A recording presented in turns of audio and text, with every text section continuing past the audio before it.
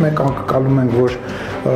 թե Ադրբեջանի, թե Թուրքիայի նախագահները այդ միջազգային մեծ կոնֆերանսին որ ներկա կգտնվեն։ Արեն Սիմոնյանի աչքը ջամփին կմնա, քանի դեռ հայ-ադրբեջանական խաղաղության համաձայնագիրը ստորագրված չէ, Ալիևը չի գա Հայաստան։ Հիմա արդեն ոչ թե ադրբեջանական մամուլը, այլ Ալիևի օգնականն է նրա անունից մերժում Փաշինյանի հրավերը։ Ինքը չի ուզում ճանաչի Հայաստանի լեգիտիմությունը որպես պետություն։ Խաղաղություն անունով միայն նախաստորագրված թուղթը անընդհատ թափահարող Փաշինյանը, որ իր իսկ կաբինետի արտաքին քաղաքականության պատասխանատուի խոսքով շաբլոն արտահայտություն է դարձրել գերիների վերադարձի համար ամենօրյա աշխատանք տանելը, ամենօրյա ռեժիմով ձախողվում է։ Բաքվում ավարտվել է Արցախի ռազմաքաղաքական ղեկավարների ու մյուս գերիների շինծ ու դատաքննությունը։ Ամբողջ դատավարական process-ի ամենակարևոր հիմքը դա Հայաստանին ցեղասպանության մեջ մեղադրելու process-ն է։ Եվ մինչ ՔՊԱ-ականները դեմ են քվեարկում արցախցիների վերադարձի իրավունքի իրացում պահանջող բանաձևին, Ադրբեջանում արդեն ոչ թե 300,000, այլ 500,000 ադրբեջանցիների վերադարձ են պահանջում այսպես կոչված Արևմտյան Ադրբեջան։ Թեման քննարկելու ենք Հայլուրի տարածաշրջանային վերլուծաբան Արման Բադալյանի հետ։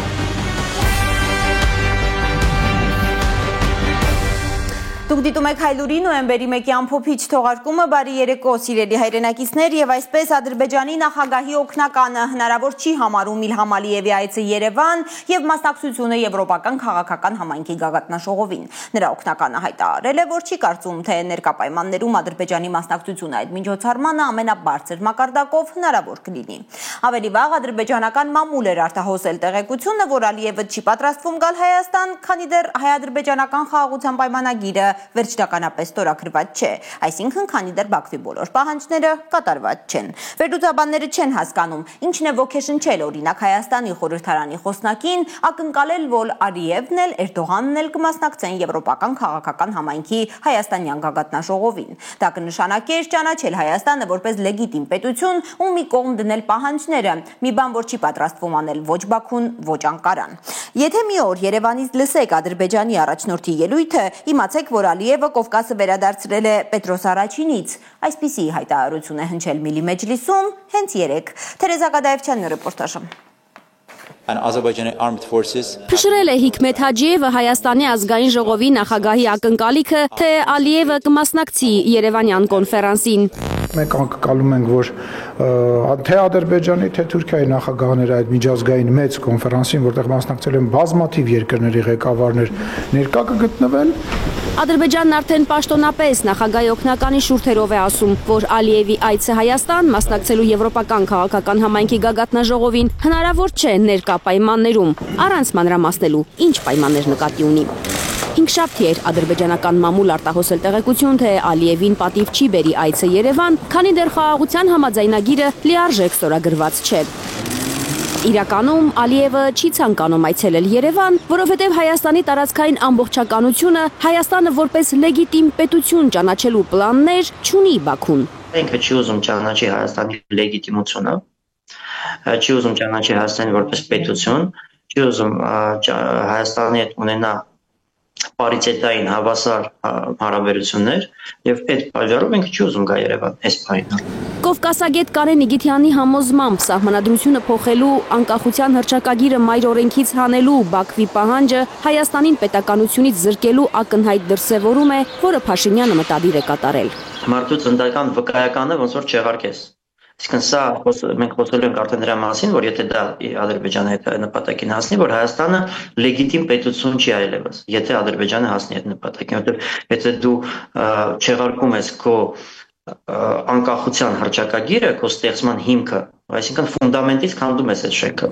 Կովկասագետը վստահ է, Ադրբեջանի ճնշման տակ է Հայաստանի կառավարությունը զինծառայության ժամկետը կրճատելու, ռազմական բյուջեն նվազեցնելու որոշումներ կայացրել։ Զինծառայությունը 1.5 տարի են դարձնում այն պահին, երբ բանակն ակնհայտ մարդաքանակի խնդիր ունի, ըստ փորձագետի։ Այսպես կոչված ուսումնական հավաքներին մարդկանց որ տանում են, դա ուսումնական հավաքներ չեն։ Մարդիկ այդ ժամկետը իրանք ուսումնական ռազմական վարժություններով չեն անցկացնում, իրանք դիրք են պահում։ Այսինքն մենք դիրքապահների քանակի խնդիր ունենք ու այդ ժամանակ 1/4-ով կրճատվում է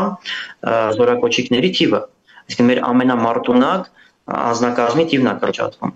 Սա ակնհայտ է, որ Ադրբեջանի պահանջի մի կողմից Ադրբեջանի պահանջն է, մյուս կողմից Փաշինյանի PR-ն է ընտրություններից առաջ։ Առայժմ Ադրբեջանի առաջ քաշած նախապայմաններից միայն մեկն է անկատար՝ ադրբեջանցիների վերաբնակեցումը Հայաստանում։ Այն էլ ժամանակի հարց է Կովկասագետի կարծիքով։ Չէ՞ որ արտասահմանցիները Հայաստանում տուն գնելու հնարավորություն ունեն։ Իգիթյանը համոզված է, Հայաստանի տարածքը արևմտյան Ադրբեջան համարողներն են ամենաշատը հետաքրքրված Հայաստանում տուն ունենալու գաղափարով։ Եթե մենք խոսում ենք գյուղական գյուղերի մասին, որտեղ որ նախկինում ադրբեջանական բնակչություն եղել է, իրենք կարող են այդ տները առնեն, հետո գան այնտեղ բնակվեն, հետո ասեն, որ այս իրենց համ պատմական տարածքն է, համ իրենց սեփականությունն է, որևէ մի բախման վիճակում ասելու են այս ամբողջ խնդիրը նա է, որ ձեր ոստիկանությունը, բնական է, բախում ալնելու, փախնելու են մսկիթում փախվեն, մսկիթ են պահանջելու ունենան, ոստիկանությունը եթե մտի մսկիթ դա եւս մեկ խնդիր ալնել, այսինքն այդ տեխնոլոգիան ոնց են իրանք դա անելու, որ պետք է նաեւ մուսուլմանական ոստիկանություն լինի եւ այլ։ Այդ շատ հայտնի է ինչ են իրանք անելու։ 4 օր առաջ հայտնի դարձավ, որ այսպես կոչված արևմտյան Ադրբեջանի համայնքը ֆրանսիական խղճի ազատություն ոչ պետական կազմակերպության հետ Բրյուսելում վերադարձի իրավունքն են քննարկել։ Եկեք ուշադրություն դարձնենք, ամեն արվում է Եվրոպայում, ֆրանսիական ՀԿ-ի հետ, Ֆրանսիայում գրածված առնվազն։ Եվ Ալիևը եւս օրեր առաջ ասում է, որ Ֆրանսիայի հետ իրանց մութ էջերը անցյալում են, որոնք հաղթահարել են լարվածությունը։ Եվ այս ամենը իրար հետ մեզ ինչ է ասում, որ Ադրբեջանը իր նպատակները չի փոխել։ Բաքուն ոչ միայն ցանկանում է Հայաստանը ադրբեջանցիներով բնակեցնել, այլև ամբողջ Կովկասն է համարում ադրբեջանական։ Ուրբաթ Միլի Մեջլիսի պատգամավոր Զահիդ Օրուջանը մի սկանդալային հայտարարություն է արել. Եթե մի օր Երևանից լսեք Ադրբեջանի առաջնորդի ելույթը, իմացեք, որ Ալիևը Կովկասը վերադարձրել է Պետրոս առաջինից։ Դա կլինի ամենամեծ վերադարձը։ Թերեզա Կադաևչյան, Միլենա Պողոսյան, Հայլուր։ Ամենօրյա ռեժիմով ձախողվում է Փաշինյանը, եթե իհարկե ճիշտ են նրա պնդումները, թե իր ամբողջ թիմը ամենօրյա ռեժիմով աշխատում է, որ Բաքվի բանտերից օր առաջ տուն գան հայ գերիները։ Վաշինգտոնյան համաձայնագրերում նա գերիների մասին բառ չէր ամրագրել, հայտարարելով, թե մինչև խաղաղության համաձայնագրի ստորագրումն է ուզում լուծել հարցը։ Առայժմ հարցը լուծում է Ալիևը իր ձևով։ Բաքվում ապարտվել է Արցախի ռազմաքաղաքական ղեկավարների ու մյուս գերիների շինծու դատաքննությունը։ Առայժմ անավարտ է միայն Ռուբեն Վարդանյանի դատը։ Մյուսների գործերով դատախազներ արդեն մեղադրական ճառեր են գրում, դրանք կհրապարակվեն երկուշաբթի։ Լիլիթ Խալաթյանն է պատմում։ 8.5 ամիս տևեց Բաքվում հայ ռազմագերիների մասնակցությամբ ադրբեջանական շոուի դատաքննության հատվածը։ Մեղադրող կողմը երկուշաբթի դատարան կգնա մեղադրական ճառը հրապարակելու։ Դրանից հետո ելույթների հնարավորություն կունենան 15 հայ ռազմագերիները, հետո կհրապարակվի վճիռը։ Սա շատ մեծ պետական բեմականացում է Ադրբեջանի կողմից։ Առանց միջազգային լրատվամիջոցների, դիտորդների ներկայության Բաքուն ամիսներ շարունակ սցենարներ է հորինել ու դրանք ապացույցներ կոչելով հրամցրել միջազգային հանրությանը։ Հիմքում նախ հայերին ներկայացնել որպես Ադրբեջանի նկատմամբ ցեղասպանություն իրականացնողներ։ Ամբողջ դատավարական process-ի ամենակարևոր հիմքը իմ պատկերացմամբ դա Հայաստանին ցեղասպանության մեջ մեղադրելու process-ն է։ Ադրբեջանագետը հետևել է դատական ֆարսին, նկատել, որ ամիսներ շարունակ դատարանում ելույթներ են ունեցել մի քանի տասնյակ ադրբեջանցիներ։ Ներկայացել են որպես վկաներ, պատմել հեքիաթներ, իբր իրենք հայերի կոտորածներից մազապուրծ են եղել, եկել հասել դատական նիստերի դահլիճ, բացառիկ դրվագներ ներկայացնելու համար։ Շատ ծանր ձևով է դա ներկայացվում, բեմականացված ձևով է ներկայացվում։ Բոլոր հնարովի փաստերը հետագայում Հայաստանի դեմ միջազգային հայցերի բովանդակություն են դառնալու, վստահ է Գառնիկ Դավթյանը։ Օրինակ երեկվա դատավարական process-ի ժամանակ Դավիթ Մանուկյանին մեղադրում էին կրիմինալ կազմակերպություն ղեկավարելու եւ Ադրբեջանի Հանրապետության դեմ քրեական օրենսգրքի համապատասխան գործողություն իրականացնելու մեջ։ Այս եւ բազմաթիվ այլ մեղադրանքների դեմ Արցախի ռազմաքաղաքական ղեկավարությունն է։ Պատերազմին մասնակցած կամավորներ են լիովին անպաշտպան։ Նրանց կցված հանրային պաշտպանները անգամ գործի նյութերը մեղադրյալներին տրամադրելու հնարավորություն չունեն։ Մարդուն զրկում են ինքնապաշտպանվելու եւ իր շահերը պաշտպանելուց։ 2 տարի Ադրբեջանում գտնվող շուրջ 9 ամիս դատական նիստերով անցնող հայ պատանդները նկատի նկատելիորեն հյուծվել են, ծերացել, փոխվել։ Դավթյանը վստահ է, չնայած կադրերում տեսանելի չեն բռնության հետքեր, Ադրբեջանը այսօր էլ պատանդների նկատմամբ կիրառում է ամենածանր կտանքները։ Իդեպ, ընտրողաբար, Դավթյանի տեղեկություններով առավել ծանր պատժի են արժանանում ռազմական գործիչները եւ նրանք, ովքեր նախքան պատանդարվելը համարձակ են արտահայտվել Ալիևի մասին։ Տեսնում են ստանում մարկանց կարող թույլ չտան օրերով քնել, անընդհատ հարցաքննությունների ժամանակ չեն լսում օրինակ մեր հայրենակիցներն իրանց ուրեմն մեղադրանքներ են առաջ տանում։ Միեդում հայ ռազմագերիների ներկայացուցիչ Սիրանուշ Սահակյանի համոզմամբ դատական ֆարսը ամբողջությամբ կավարտվի մինչև տարեվերջ։ Կհաջողվի հայ պատանդներին վերադարձնել Հայաստան, թե Բաքուն կշարունակի իր ձեռքում պահել նրանց ճակատագիրը։ Լիլիթ Խալաթյան, Առաքել Օհանյան, Էլեն Յահինյան, Հայլուր։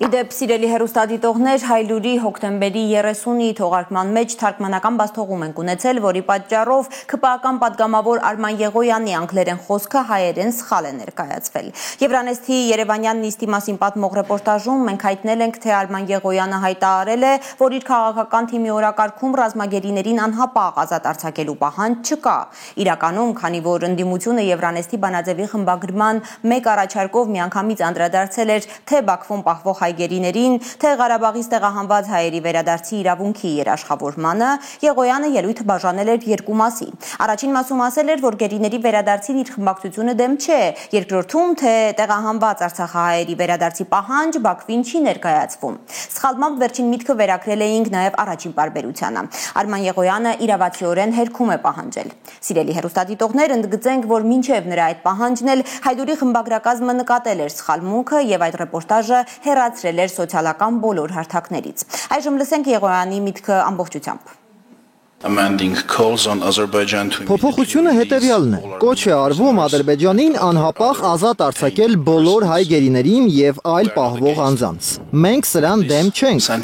բայց շարունակությունը հետևյալն է. ապահովել Լեռնային Ղարաբաղի բռնի տեղահանված հայերի անվտանգ հավաքական վերադարձը իրենց հայրենիք միջազգային պաշտպանության ներքո։ Հայաստանի կառավարությունը արտաքին քաղաքականության համար պատասխանատու պաշտոնյաները այդպիսի պահանջ չեն ներկայացնում Ադրբեջանին։ For Armenian foreign policy currently do not present such demand to Azerbaijan. Եվ մինչ ԿՊԱ-ականները դեմ են քվեարկում բռնի տեղահանված արցախցիների վերադարձի իրավունքի իրացում պահանջող բանաձևին, Ադրբեջանում նոր թափ է առնում այսպես կոչված արևմտյան Ադրբեջան վերադառնալու հարցի քննարկումը։ Եթե նախկինում խոսքը 300,000 ադրբեջանցիների վերադարձի մասին էր, ապա հիմա այդ թիվը գրեթե կրկնակի ավելացել է, 500,000 փախստականի վերադարձի մասին է հայտարարել արևմտյան Ադրբեջան համայնքի նախագահը։ Ազիզ Ալակբարլին փախստականներին է գումարել նաև նրանց երեխաներին։ Այս հարցը կքննարկենք Հայլուրի տարածաշրջանային վերլուծաբան Արման Բադալյանի հետ, նա մեր երկրորդ տաղավարում է։ Բարի երեկո Արման։ Բարի երեկո Լարա։ Անվերջ է աճելու այս թիվը։ Հայաստանի հետ Ադրբեջանի խաղաղասիրական հերթական ֆարսը մերկացնող թվեր են դրանք Լարա, որովհետև եթե Փաշինյանի կառավարությունը ասում էր, որ արցախցիների վերադարձի իրավունքից հրաժարվելու դեպքում էլ Ադրբեջանը կհրաժարվի արևմտյան Ադրբեջանի գաղափարախոսությունից, փաստորեն մենք տեսնում ենք հակառակը, որովհետև վերջին մեկ շաբաթվա ընթացքում Ադրբեջանի կողմից ստեղծված արևմտյան Ադրբեջան համայնքի ներկայացուցիչները ակտիվ գործունեություն են ծավալել ոչ միայն Ադրբեջանում, այլև Եվրոպայում։ Նրանց հերթական կանգառը այս շաբաթ եղել է Բրյուսելը, որտեղ նրանք մասնակցել են վերադարձի միջազգային իրավունքը խորագրով համաժողովին եւ համաժողովին ադրբեջանցիների ելույթները ընդհանրապես չեն ունեցել խաղաղասիրական բառապաշար, ընդհակառակը ադրբեջանցիները ներկայացրել են պատմական հողերից վտարման կամ մշակութային ժառանգության ոչնչացման մասին ինչ-որ փաստեր, այս կերպ փորձելով ադրբեջանցիների Հայաստան տարածք վերադարձը կամ գալը ներկայացնել որպես միջազգային մարդասիրական իրավունք, բացի այդ խաղաղասիրական ռետորաբանությունը, որը Ալիևի կողմից երևում է թե Բաքվում իրականացվում է, մեկ նպատակ ունի՝ ցույց տալ, որ Բաքուն իրականում տարածաշրջանում կողմ է խաղաղության, իսկ Հայաստանը ոչ։ Իսկ ինչ մեթոդներ են գործի դրվում մեզ որպես ապակառուցողական կողմ ներկայացնելու համար։ Այո, Լարա, ուսումնասիրելով ադրբեջանական մեդիա դաշտը կարող ենք նկատել, որ վերջին մեկ շաբաթվա ընթացքում ասես հրահանգավորված է ադրբեջանական քաղաքասարակությանը եւ այսպես կոչված խաղաղասեր անհատներին տպավորություն եւ իմիտացիա ստեղծել, որ Ադրբեջանն է տարածաշրջանում եւ հայ-ադրբեջանական հակամարտությունում խաղաղասեր կողմը։ Դրա համար էլ օրինակ մեզ շատ քաջ հայտնի եւ Ադրբեջանում խաղաղության քաղաքացիական հարթակ կազմակերպության տնօրեն Դիլարե Էֆենդիևան Տելեգրամյան ադրբեջանական ռուսալեզու կայքերից մեկին հարցազրույց է տվել, որտեղ նա ներկայացրել է հայաստանյան իր այցելությունը։ Տիկին Դիլարեն նախ շատ գոհ է եղել հայկական կողմի ընդունելությունից, ինչպես նաեւ Երևանի կովկասյան հյուրընկալությունից, բայց խոսքի մեջ հիշատակել է մեջբերեն, որ հայրը շարունակում են փառաբանել ֆաշիզմը որոշ գործիչներին հիշատակը հարգել մինչ օրս ակնարկելով Գարեգին Նժդեհին։ Հատկանշական է, որ նա հույս ունի, որ առաջիկայում հայերը այս հարցերին եւս լուծումներ կտան։ Բացի այդ, Տիկին Դիլարեն բառացիորեն մեջբերում է իր երկրի ղեկավարի հայտարարությունները ու պնդումները այն մասին, որ Հայաստանում խաղաղությանը դեմ են ռևանշիստական ուժերը եւ հայկական սփյուռքը եւ կարծում է, որ առաջիկա ընտրություններից հետո Հայաստանը հայկական հասարակության մեջ եղած այս տարանջատումը նույնպես կվերացնի։ Բայց ուզում եմ ուշադրության հրավիրել եւս մեկ կարևոր փաստի, այդ հարց ու պատասխանից ակնհայտ եղավ, որ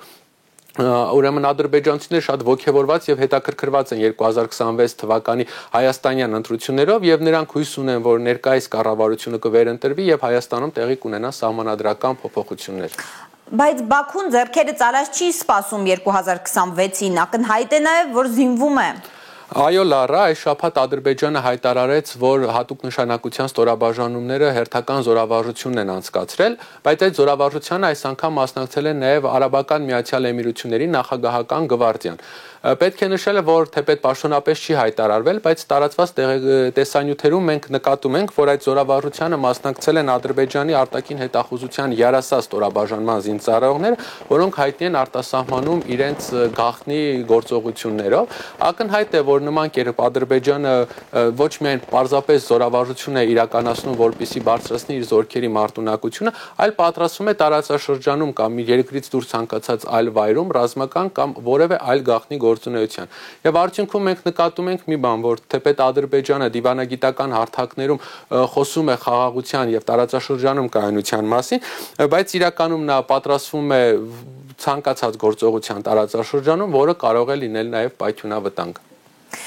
Շնորհակալ եմ Արման, սիրելի հեռուստադիտողներ, մեր երկրորդ տաղավարում էր Հայլուրի տարածաշրջանային վերլուծաբան Արման Բադալյանը։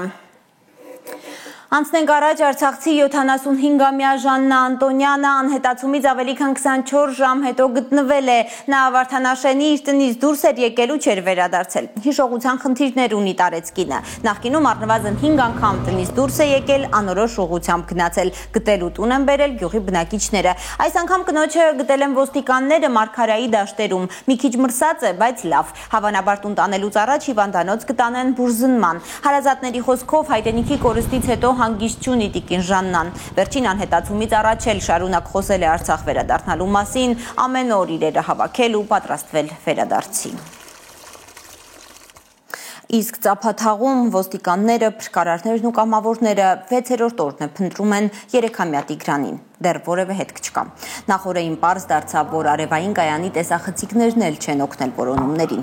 Ինչպես գիտեք, Տիգրան Հովհաննեսովը կորել է հոկտեմբերի 27-ին։ Եղբոր հետ Բաքում խաղալիս է եղել։ Հետո նրանց տեսել են Հարակից դաշտում։ Եղբայրը տուն է եկել, իսկ Տիգրանը անհետացել է։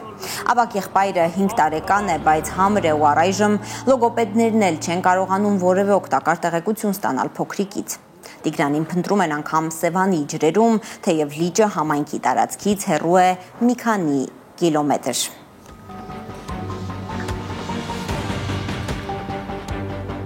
Սիրելի հայրենակիցներ, այժմ համառոտ այն մասին, թե ինչ ունենք թողարկման երկրորդ մասում։ Հայաստանում, որ ժողովրդավարության բաստիոն է ըստ իշխանության ու մասկի շոուների հայրենիք ըստ ընդդիմության, այսօրվանից պաշտոնապես գործարկվում է ոստիկանության գվարդիան։ Ոստիկանները պետք է շարունակեն ուժ կիրառել, Փաշինյանն է ասում։ Գյումրիի համայնքապետարանի դիմացի պաշտպանություն ընդդիմադիր համայնքապետ Վարդան Ղուկասյանի բողոքի ակցիայից հետո ըստ փաստաբանների ոստիկանների տված սուտ ցուցմունքների հիման վրա է մեղադրանք առաջադրվել շատ քաղաքացիների։ Այդ մի ցուցմունքով անձինք այսօր հետևանքներ կրում են քաղաքացիներ։ Գործարար Սամվել Կարապետյանի կալանավորման շուրջ առաջացած միջազգային աղմուկը կոտրել է փաշինյանական ժողովրդավարության միֆը։ Արդեն 130 օրից ավելի ազատազրկված Կարապետյանի կալանքի ժամկետը հավանաբար նորից կփորձեն երկարացնել։ Մենք կալանքի ռեկորդային ցուցանիշներ ենք արդեն տեսնում։ Կպատմենք նաև արցախցի Սոսեի մասին։ Միջազգային կարգի սպորտի վարպետը Երևանում բանվորություն է անում, որ սովորի տուն կառուցել ու մի օր վերադառնա Արցախ։ Ինքս ինձնից խռով եմ, որ մինչև հիմա դավաճաններն ու սրբապիղծները չեն պատժվել 20 թվականից հետո։ Եվ այսպես գործարար Սամվել Կարապետյանի կալանավորման շուրջ առաջացած միջազգային աղմուկը կոտրում է փաշինյանական ժողովրդավարության միֆը աշխարհում, բայց չի խանգարում քննիչներին առաջ տանել գործը։ Կարապետյանի փաստաբանները ահազանգում են, արդեն 130 օրից ավելի ազատազրկված Կարապետյանի կալանքի ժամկետը հավանաբար նորից կփորձեն երկարացնել։ Կարինե Մանգասարյանը գիտի մանրամասները։ Մենք կալանքի ռեկորդային ցուցանիշներ ենք արդեն տեսնում։ Փաստաբան Արամ Վարդևանյանը վստահ է, նոյեմբերի 16-ին քննչական կոմիտեն նորից է միջնորդելու դատարանին, որպեսզի երկարացվի Սամվել Կարապետյանի կալանքը։ Տենց եմ հասկացել։ Երկու շաբաթ առաջ դատավոր Վահե Դոլմազյանը ըստ փաստաբան Վարդևանյանի իրավապահների առաջ երկու խնդիր դրեց՝ կամ պետք է գործը կարճել, կամ այն ուղարկել դատարան։ Դատարանը Կարապետյանին ներկայացված փողերի լվացման մեղադրանքների մասով նույնիսկ հիմնավոր կասկածի շեմը հաղթահարված չէր համարել։ Գործարարը կալանքի տակ է հիմա միայն այսպես կոչված իշխանությունը զավթելու կոչի համար։ Որևէ գործողություն չեն անելու, քրեական վարույթը չեն կարճելու, գործը դատարան չեն ուղարկելու, որովհետև այո, քննչական եւ դատախազական մեր մարմինների գործընկերներն չեն ցանկանում, որ այս գործը լինի դռնբաց կարգով քննվող, քանի որ գործը դատարան ուղարկելը նշանակում է դռնբաց կարգով գործի քննություն եւ հանրային հաշվետվողականություն։ Միջազգային իրավապաշտպան Ռոբերտ Ամստերդամը հոկտեմբերի 16-ի դատական նիստից հետո պնդել էր, որ Կարապետյանի դեմ հարուցված գործը բացարձակապես կապ չունի իրավունքի եւ արդարադատության հետ։ Ֆրանսիացի ամենահեղինակավոր փաստաբաններից Շարլ Կոնսինին է կոչով դիմել Ֆրանսիայի նախագահին, պահանջելով, որ Մակրոնն իր հերթին ճնշում գործադրի Հայաստանի վարչապետ Նիկոլ Փաշինյանի վրա ազատ արձակելու հայ քաղբանտարկյալներին, մասնավորապես բարերար գործարար Սամվել Կարապետյանին։ Քիչ հանդիպող երևույթ է, երբ պատկերացրեք նման ճանաչում ունեցող փաստաբան հենց իրենց երկրի նախագահին հրապարակավ դիմում է կոնկրետ գործի վերաբերյալ, կոնկրետ Սամվել Կարապետյանի գործի վերաբերյալ, պահանջելով, որ վերջինիս կալանքը վերացվի։ Կամ եկեք դիտարկենք օրինակ պարոն Ջեֆրի Ռոբերտսոնին, աշխարհահռչակ փաստաբան, ով ունի նաև ամենաբարձր կարգավիճակը նաև հենց Միացյալ Թագավորությունում որպես թագավորի, իսկ նախկինում թագուհու ներկայացուցիչ։ Հստակ դիրքորոշում է ներկայացնում Սամվել Կարապետյանի գործի վերաբերյալ, ըստ էության արձանագրելով, որ այստեղ գործ չկա, այստեղ իրավաբանությունը բացակայում է։ Իրավաբանություն չկա, որովհետև ըստ Վարդևանյանի կա ամեն գնով Կարապետյանին կալանքի տակ պահելու քաղաքական հրահանգ։ 53 քննիչից բաղկացած խումբ ինչ են անում։ Ինչ են անում, որ 130 օրից ավելի դեռ գտնում են, որ կալանքը պետք է լինի անփոփոխ։ Հանուն ինչի լավ նպատակը ո՞րն է։ Օրինակ ինչ հանրային շահ են դրանով պաշտպանում։ Փաստաբանի խոսքով միջազգային հեղինակավոր փաստաբանների, եվրոպացի падգամավորների ահազանգներն այն մասին, որ Հայաստանում միայն կարծիք հայտնելու համար մարդկանց բանտ են նետում, խարխլում է նաև Հայաստանի միջազգային վարկը։ Դրանք բոլորը չէին լինի, եթե դատարանները դա թույլ չտային։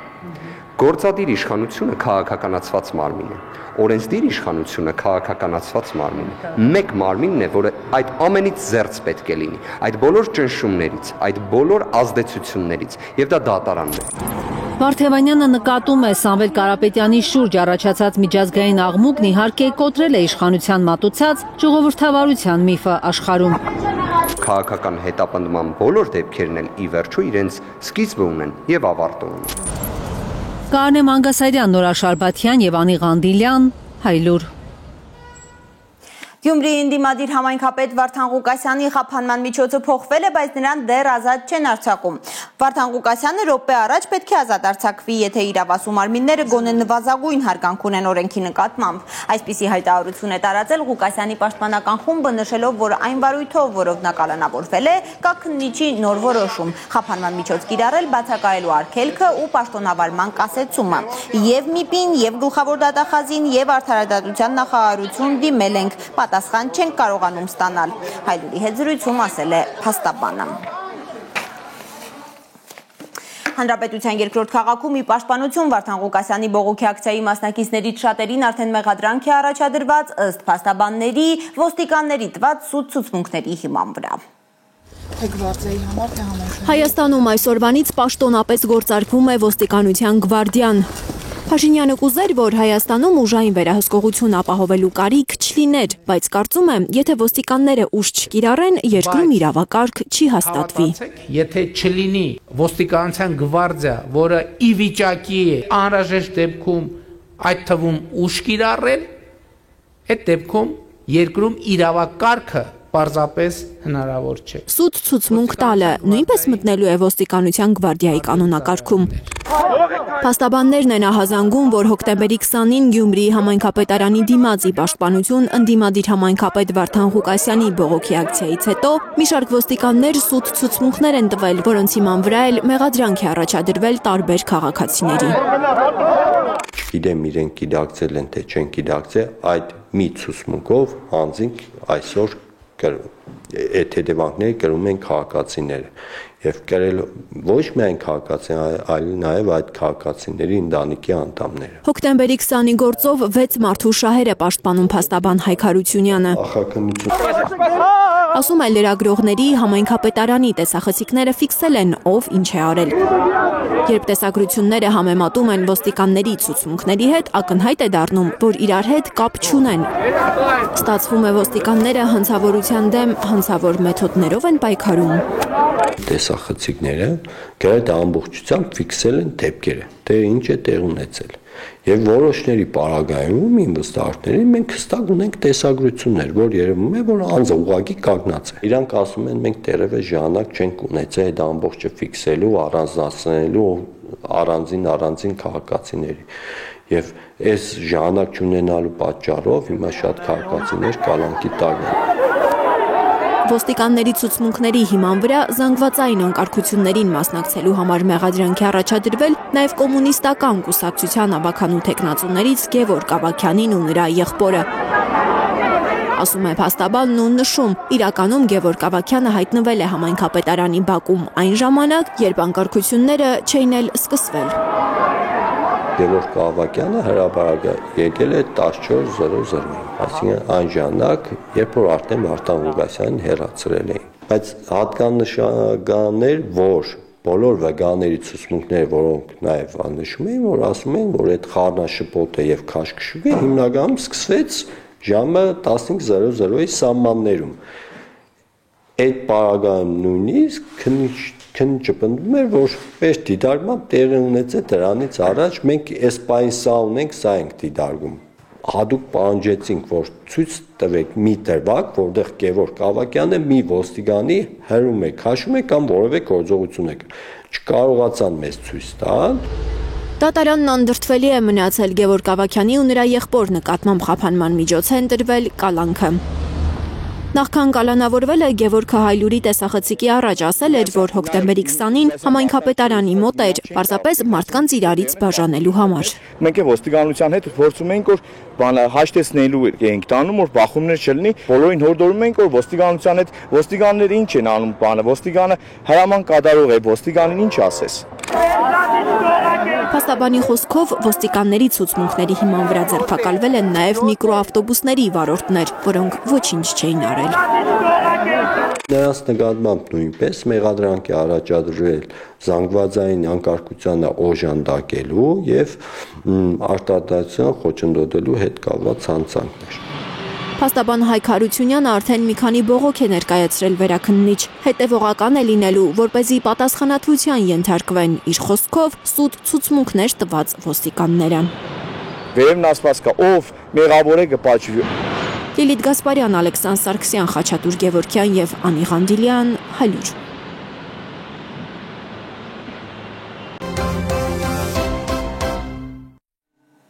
Վաղար շաբաթի արտահերթ ընտրությունների նախընտրական քարոզարշավի 10-րդ օրը Մայր Հայաստանի ներկայացուցիչները արշալույսում են եղել։ Բնակիչներին ասել են չեն նեղանա, եթե աշխատանքը կորցնելու վտանգի առաջ չկանգնելու համար քարոզարշավին իրենց կողքին չկանգնեն, բայց խնդրում են նոյեմբերի 16-ին առանց վախենալու ընտրել սրտի թեկնածուին։ Բարեկարգելու շատ բան կա։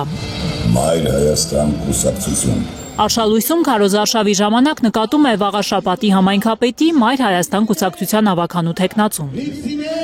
Գյուղում բակերից շատերն անմխիթար են, տանիքները փլուզման եզրին են, փողոցներում լուսավորության խնդիր կա։ Արշալույսիներին լավ է հասկանում Դողսի նախկին համայնքապետ Գրիշա Հարությունյանը։ Ես երկար տարիներ եղել եմ Դողս գյուղի գյուղապետ, ղեկավարման փորձ ունենք, մեր թիմը երիտասարդության եւ փորձի համադրությունն է։ Մայր Հայաստանը խոստանում է վաղաշաբաթի ավականու ընտրություններում հաղթելու դեպքում մանկապարտեզներն անվճար է դարձնելու։ Գյուղացիները բողոքում են, որ ջերմոցների կառուցման ու շահագործման ժամանակ խնդիրներ են ունենում ղեկավարության հետ։ Այդ խնդիրն էլ կհասկանան, կլուծեն։ Մեր ընտրվելու պարագայում այդ ջերմատան ջերմոցների հարցը կարգավորելու ենք, այսինքն այսօրվա իշխանությունները, որ ստիպում են հաշվառել, օրինականացնել եւ այլը, մենք դա վերանայելու ենք եւ վերելու ենք ամենամաչելի, ամենահարմար պայմաններին, որ գյուղացին կարողանա իր բերքը մշակի։ Մայր Հայաստանի անդամներին վաղաշաբաթցիները բողոքել են, որ իշխանությունը սպառնում է գործից անել պետական կառույցներում աշխատող իրենց բարեկամներին, եթե մասնակցեն ընդդիմության քարոզարշավներին։ Իշխանությունները արդեն գնում են իրենց հոգեհարազատ կեղծիքների ճանապարհով, անխնա օգտագործում են վարչական ռեսուրսը, դիմում են ճղճիմ քայլերի, որոնցից մեկը այն է, որ երբ որ պարզում են, որ այս կամ այն քաղաքացին մեր կողմնակիցն է, նրան կամ նրա բարեկամներին սկսում են նեղել, սպառնում են, որ աշխատանքից կհեռացնեն կամ արդեն իսկ հեռացնում են։ Քարոզարշավներին թող չմասնակցեն աշխատանքը կորցնելու վտանգի առաջ չկանգնելու համար, ասում է Թևանյանը, բայց նոյեմբերի 16-ին առանց վախենալու թող ընտրեն իրենց ցանկացած թեկնածուին։ Գայանե Մովսիսյան, Էդգար Ղուշչյան, Արաքել Օհանյան, Հայլուր։ Հայրենիք կուսակցության վաղարշաբաթի ավականու թեկնածու Խաչիկ Մանուկյանը Մրգաստանում Հայաստանի ու Արցախի դրոշներով է քարոզարշավը արել։ Մանրամասները էլի Գայանե Մովսիսյանն է պատմում։ Թերահավատությունն է վաղաշաբաթցիների ամենամեծ խնդիրը։ Քարոզարշավի ժամանակ նկատել է Հայրենիք կուսակցության վաղաշաբաթի ավականու թեկնածու Խաչիկ Մանուկյանը։ Եթե բարոյա հոգեբանական մթնոլորտը առողջ է, ուրեմն ամեն ինչն էլ կարող են հաջող կատարել։ Ես արդեն զգացել եմ, որտեղ անգամ խռովությունները մեծ ալիքներ են խռովության բարձրացել, այդտեղ ոչ մի բան չի սարքվում եւ չի արվում։ Այգեշատում դժգոհ են ծերերը, մի 4 պատ չկա, որտեղ ցրտին շախմատ շաշկի կխաղան։ Մանուկյանը խոստանում է, լավ պայմաններով մի սենյակ կհատկացնի մշակույթի տանը կամ նորը կկառուցեն տարեցների համար, եթե ընտրեն 8-րդ համարը։ Այստեղ ենք անցկացնում ձմեռը։ Այսինքն մեզ պետք է էսի փակ։ Չէ, մեզ մի հատ խաղասենյակ չեն տալի, որ Համայնքապատկան ոչ մի շինություն պետք է անմխիթար չմնա։ Այս խոստումն է Խաչիկ Մանուկյանը տալիս Մրգաստանում։ Հիմնականում ասեմ, որ գյուղական համայնքներում ընդհանուր խնդիրներ կային եւ այդ ամեն ինչը մեր ծրագրերում ներառել ենք կապված այն ամենի հետ, որը որ գրանցել ենք մեզ մոտ նախնական պտույտների ընթացքում։ Այս գյուղում փոքրիկների կրթությունից է սկսում Հայրենիք կուսակցության թեկնածուն իր քարոզարշավը։ Երեխաներին գրքեր է նվիրում։ Ես քեզ, որ արդեն կարծալ գիտես, կկարծած հետո հաջորդ անգամ որ տնանք կասես լավ գիտքեր, թե չէ։ Հայրենիք կուսակցության անդամները իրենց 8 համարի բուկլետներն են բաժանում։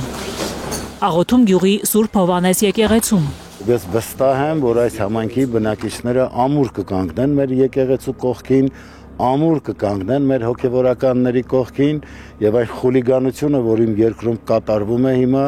այն հարձակումները, որ կատարվում է մեր հավատի դեմ, մեր հոգևորականների դեմ, ի վերջո կսանձվեն։ Մրգաստանում Հայաստանի ու Արցախի դրոշներով է քարոզարշավն անում Հայրենիքը։ Նոյեմբերի 16-ին Գայանե Մովսիսյան, Էդգար Ղուշչյան, Արաքել Օհանյան, Հայլուր։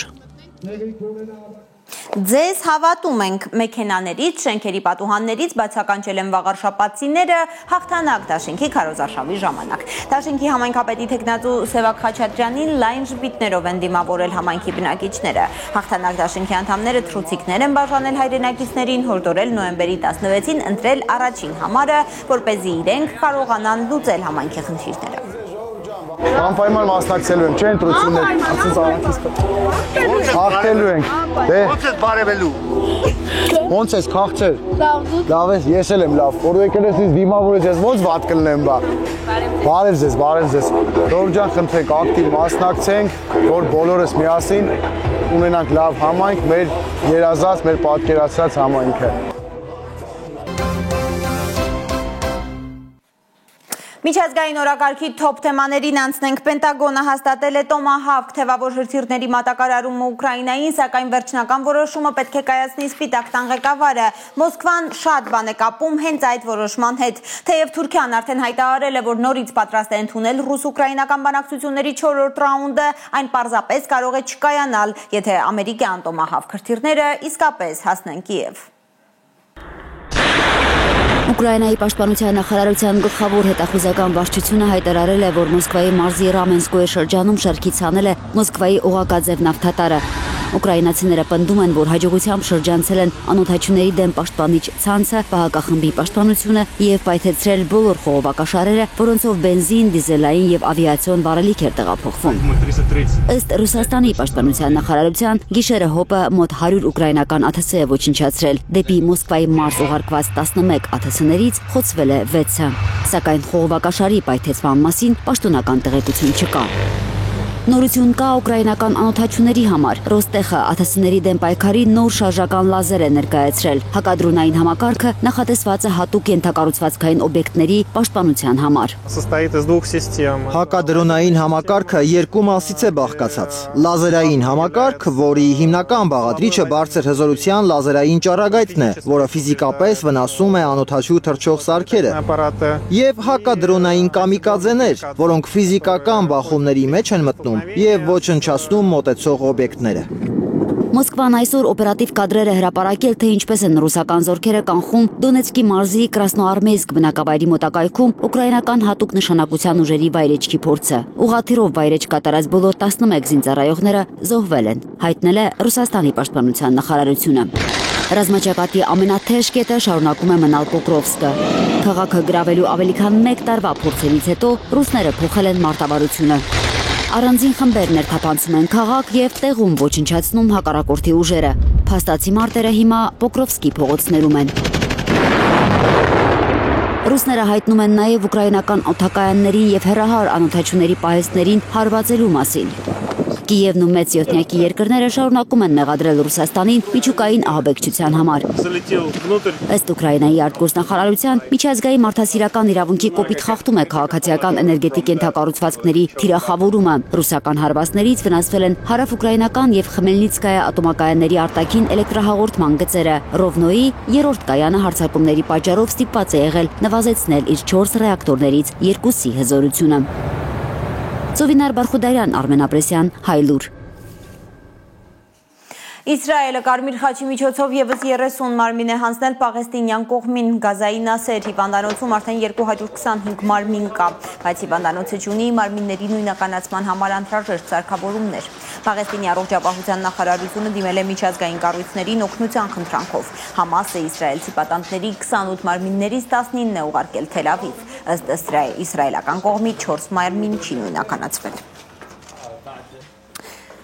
Սկանդալային կադրեր է հրապարակել Իսրայելի ազգային անվտանգության նախարար Իտամար Բեն-Գվիրը։ Տեսանյութում երևում են գետնին ձեռնաշխտաներով պառկած պաղեստինցիներ, իսկ Բեն-Գվիրը հայտարարում է, մեջբերեմ, ահա թե ինչպես են մենք վերաբերում նրանց, անհրաժեշտ նվազագույնը, բայց կա եւս մեկ բան, որ մենք պետք է անենք՝ մահապատիժ ահաբեկիչներին, մեջբերման ավարտ։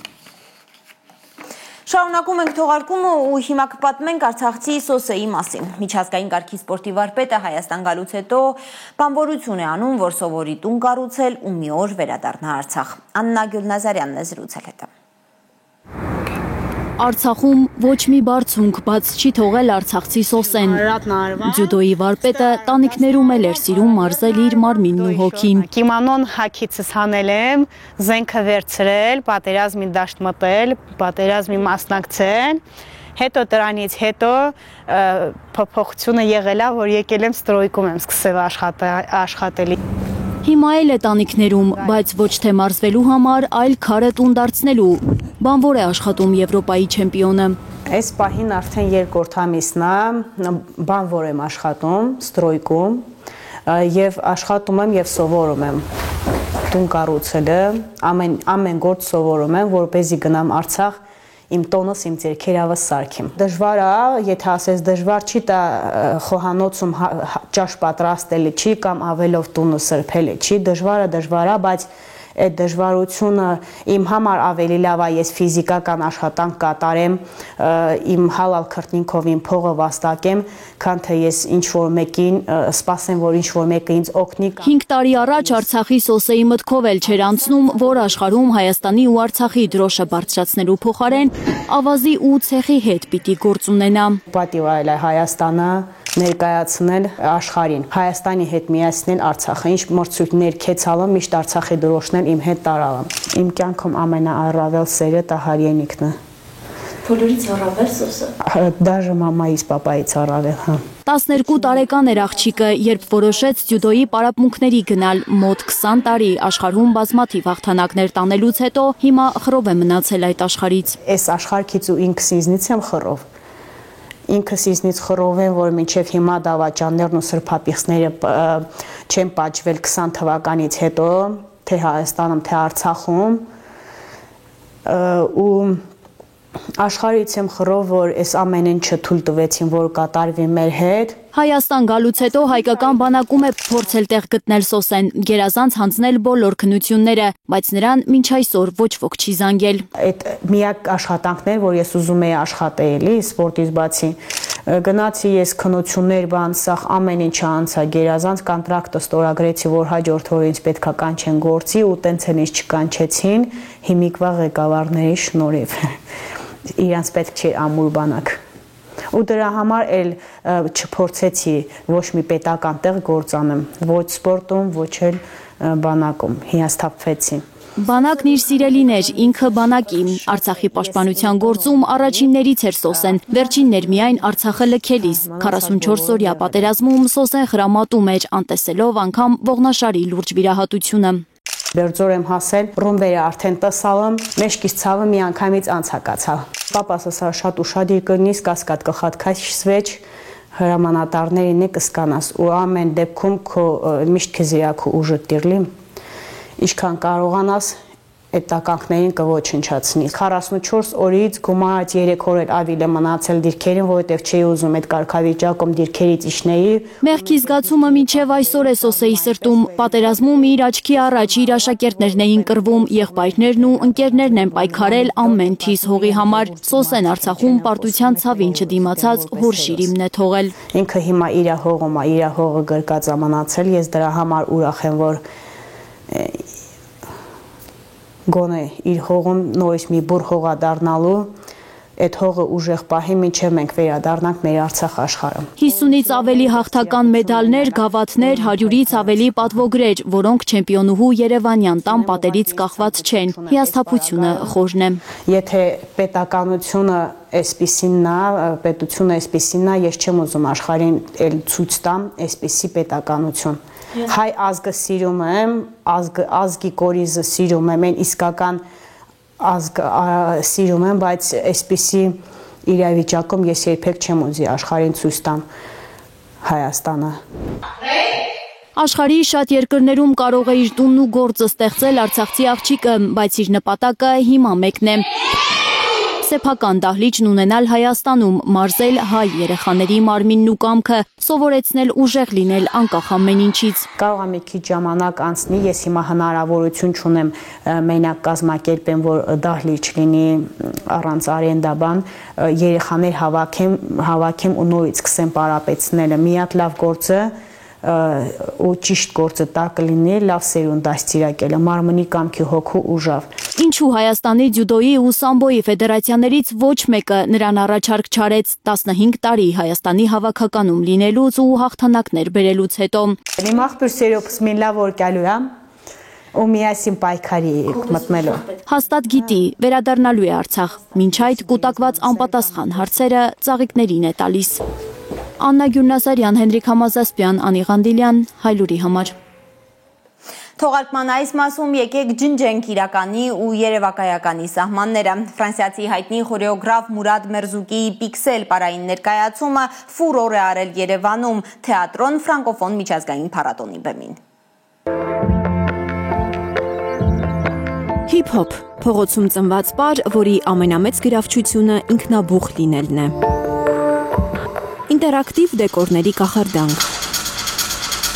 Թվային արվեստը ջնջում է իրականի ու երևակայականի սահմանները։ Երևանյան բեմում առաջին անգամ ֆրանսիացի հայտնի խորեոգրաֆ Մուրադ Մերզուկիի Պիքսել պարային ներկայացումն է։ Ականատեսեղանք են մարդկային ֆիզիկական հմտությունները երևի առավելագույն մակարդակին, որտեղ պատրաստվածությունը են, որ վերջն է։ Հրաշալի այս տեսակ աշխատանքները նաև բերել Հայաստան եւ հայ հանդիսատեսի հետ այս շփումը կարծում եմ միայն ավելացնում է մեր հանդիսատեսի պահանջը։ Հայ հանդիսատեսը շատ գոհ է։ 1.5 ժամ տևած ներկայացումից հետո դահլիճը բուռն ծափերով արտիստներին ստիպում է մնալ բեմում։ Հայաստանում առաջին անգամ անցկացվող թեատրոն ֆրանկոֆոն միջազգային փառատոնի բարձրակետն է Պիքսելը ներկայացումը, որն իր գոյության ավելի քան 10 տարվա ընթացքում աշխարհի շատ բեմեր է նվաճել։ Առաջին անգամ եմ Հայաստանում եւ շատ ուրախ եմ այստեղ լինելու համար։ Թեատրոն փառատոնի համահիմնադիր Սաթե Խաչատրյանը կարծում է, որ թատերական եւ թվային աշխարհները միավորող այս ներկայացումը ոգեշնչման աղբյուր կարող է լինել նորագույն տեխնոլոգիաների ասպարեզում լուրջ հայտ ներկայացնող հայաստանցի մասնագետների համար։ Սա մի ներկայացում է, որտեղ ժամանակակից պարը, հիփ-հոփը եւ թվային տեխնոլոգիաներն են հանդիպում եւ կարծում եմ մեր երկրի համար, ով հավակնում է դառնալ առաջատարներից մեկը աշխարհում նորագույն տեխնոլոգիաների բնագավառում, այս ներկայացումը դիտելը շատ կարեւոր եւ ներշնչանքի աղբյուր կարող է դառնալ։ Հայաստանի արտգործնախարարության աջակցությամբ կազմակերպված փառատոնը նաև հրաշալի առիթ է ամրապնդելու ֆրանկոֆոն աշխարհի հետ Հայաստանի կապերը, ստեղծելու մշակութային նոր կամուրջներ։ Լիլիթ Գասպարյան, Հայկ Ավանեսյան, Կարինե Մանգասարյան, Միլենա Պողոսյան եւ Էլեն Յահինյան, Հայլուր։